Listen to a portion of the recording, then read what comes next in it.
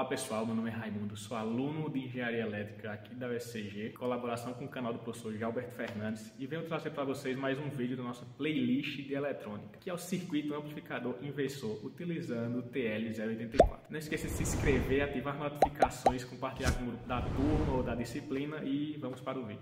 Então, pessoal, vamos aqui para a nossa parte teórica do nosso circuito amplificador inversor, onde nós temos aqui o esquemático, certo? Da montagem que nós vamos fazer mais adiante na parte prática, que nós dispomos aqui de uma fonte de tensão alternada VI, que está conectada a um resistor R1. Esse resistor R1 está conectado à nossa entrada inversora, certo? Dessa entrada inversora nós temos um outro resistor conectado, o resistor R2, e esse resistor R2 está conectado à nossa saída V0. Essa conexão entre R2, entrada inversora e saída, formando um caminho fechado aqui, nós chamamos de malha de realimentação negativa. E se nós temos um amplificador operacional com a malha de realimentação, nós temos um controle de ganho, como nós vamos ver mais adiante, certo? E aqui nós temos a entrada não inversora ligada ao terra. Então, nós vamos precisar aqui utilizar, para encontrar a relação entre V0 e VI e determinar o nosso ganho, nós vamos precisar da lei de Ohm, lei das correntes de Kirchhoff e de dois conceitos fundamentais sobre amplificadores operacionais, certo? Então, nós vamos começar aqui com a nossa fonte de tensão VI, que vai fornecer uma corrente para o nosso circuito. Vamos chamar de I1. I1 vai passar por R1 e vai chegar na nossa entrada inversora. Aqui, pela lei das correntes de Kirchhoff, essa corrente teria que se dividir em uma corrente que chegaria aqui no meu amplificador e outra que chegaria em R2. E ambas correntes diferentes de I1, certo? Aqui a soma de zero. Mas aqui nós temos o primeiro conceito de amplificador operacional, que é a impedância de entrada do nosso amplificador ser infinita. Então não vai chegar corrente na nossa entrada inversora. Ou vai chegar na prática, mas ela é muito pequena a ponto de ser desprezível, certo? Então a corrente que chega em I2 é a mesma corrente I1. Ou seja, I1 vem por R1 e vai para R2 e vai para a nossa saída, certo? O outro conceito de amplificadores operacionais é que a tensão da minha entrada inversora é aproximadamente igual à tensão da entrada não inversora, ou seja, V- será igual, ou aproximadamente, igual a V+, certo? Como V+ está no terra, V- será igual a V+, que será igual a 0 volt, como tem aqui em cima nessa expressão. E agora é só fazer lei de Ohm. Nós temos que I1 está saindo do terminal positivo da minha fonte VI e chegando no nó da entrada inversora V-. Então, nós temos que VI menos V- sobre R1 vai ser igual a I1, como nós temos aqui. E saindo do nosso nó V- e chegando no nosso V0, nós temos que V- menos V0 sobre R2 será igual a I1. Então, nós temos que essas duas expressões para I1 são iguais, certo? E que V- será igual a V+, que será igual a zero. Substituindo V- por zero e isolando V0 de uma forma que fique V0 sobre VI, nós chegamos à expressão do nosso ganho, que será R2 sobre R1, com o sinal de menos aqui na frente. Esse sinal de menos é muito importante, porque ele nos diz que a forma de onda da nossa tensão de saída vai estar invertida em relação à nossa tensão de entrada, além do ganho, certo? Ou seja, a nossa tensão de saída estará defasada em 180 graus na nossa tensão de entrada, certo? Como nós vamos ver na análise dos resultados da nossa montagem prática.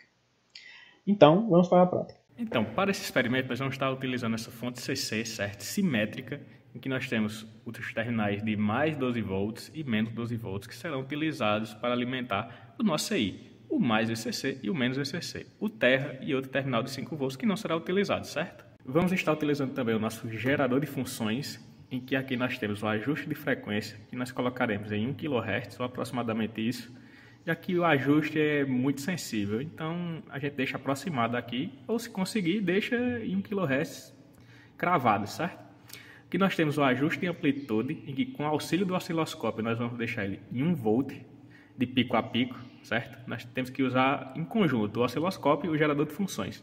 Aqui nós temos a opção de escolha da forma de onda senoidal e esse gerador será utilizado para alimentar a nossa entrada inversora, ou resistor R1, lá do nosso circuito da parte teórica, certo? Seria o nosso VI. O gerador de funções vai ser o nosso VI do circuito. Utilizaremos também o nosso osciloscópio, tanto para ajustar o gerador de funções, quanto para observar as formas de onda de entrada e de saída do nosso circuito inversor, certo? Então, aqui nessa nossa parte prática, nós temos montado a nossa protoboard do circuito inversor de tensão, em que aqui nós temos a alimentação do nosso CI, o menos VCC representado pelo fio verde e o mais VCC representado pelo fio laranja. O mais VCC está alimentando o pino 4, certo? Já que o chanfro está desse lado aqui, então nós temos pino 1, pino 2, pino 3, pino 4, pino 5, pino 6, pino 7 em cima e os demais aqui embaixo. Mas o que nos importa são esses de cima, qual está montado nos nossos circuitos. O menos VCC está alimentando o pino 11, como vimos no datasheet. É o menos VCC, o pino 11, e o mais VCC, o pino 4, certo? Aqui nós temos o nosso terra, que está conectado ao pino 5, que é a entrada não inversora. Aqui nós temos o resistor de 10K, que está conectado ao pino 7, que está conectado ao pino 6, que é a entrada inversora, certo?